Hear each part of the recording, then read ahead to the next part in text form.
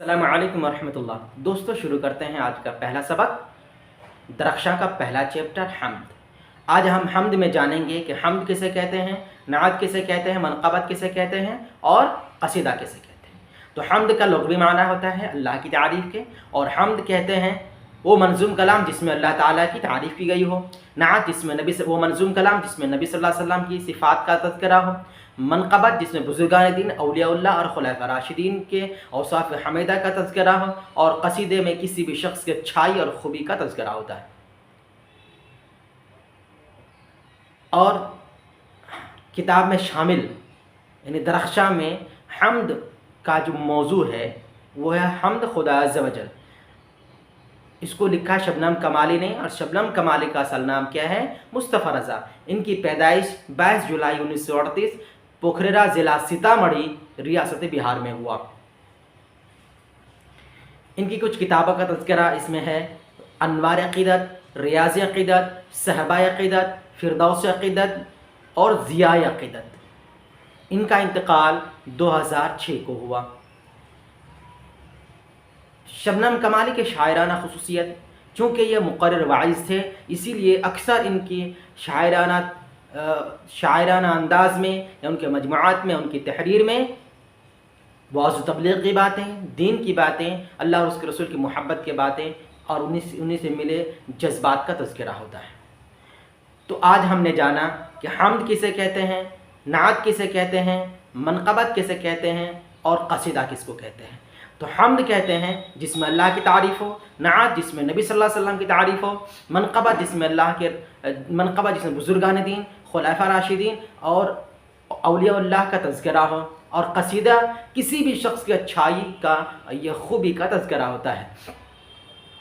اس میں فرق بھی وہی ہے کہ جس میں نبی صلی اللہ علیہ وسلم کا نام آ جائے، اس کا ذکر آ جائے، وہ نعت ہو جائے گی، جس میں اللہ کا تذکرہ آ جائے وہ حمد ہو جائے گا، اور جس میں بزرگان دین یا علماء بزرگان دین اور صحابہ کرام وغیرہ کا تذکرہ آ جائے وہ منقبت ہو جائے گی، اور اگر کسی بھی شخص کا تذکرہ اگر اس میں ہو جاتا ہے تو وہ قصیدے میں آ جائے گا۔ اس کے بعد ہم نے جانا ہے کہ شبنم کمالی کا نام کیا ہے یا شبنم کمالی کیا ہے۔ شبنم کمالی تخلص ہے۔ کس کا تخلص ہے؟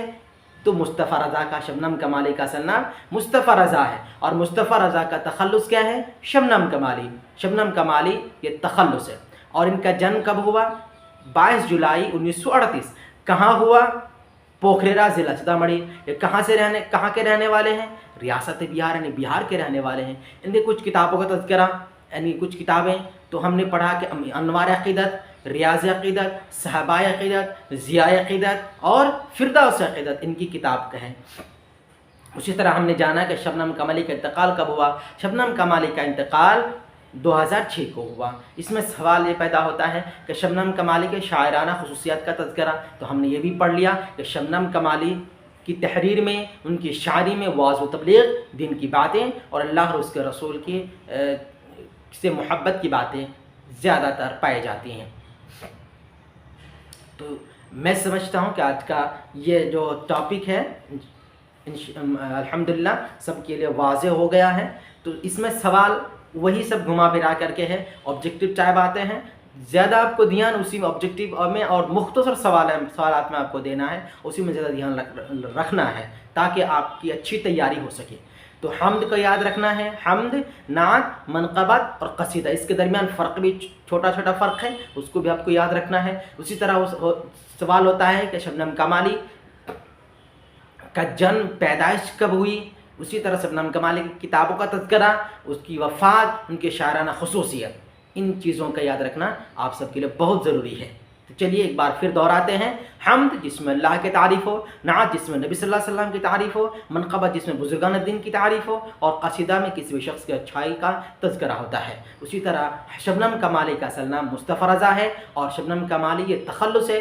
شبنم کمالی ریاست بہار کے رہنے والے ہیں۔ ان کی پیدائش 22 جولائی 1938 کو پوکھرا ضلع سیتامڑھی میں ہوئی۔ ان کی کچھ کتابوں کا تذکرہ انوار عقیدت، ریاض عقیدت، صحبہ عقیدت، ضیاء عقیدت اور فردوس عقیدت ہے۔ ان کا انتقال 2006 کو ہوا۔ ان کی شاعرانہ خصوصیت میں وعظ و تبلیغ کی باتیں، دین کی باتیں، اللہ اور اس کے رسول سے محبت کے جذبات کا تذکرہ موجود ہوتا ہے۔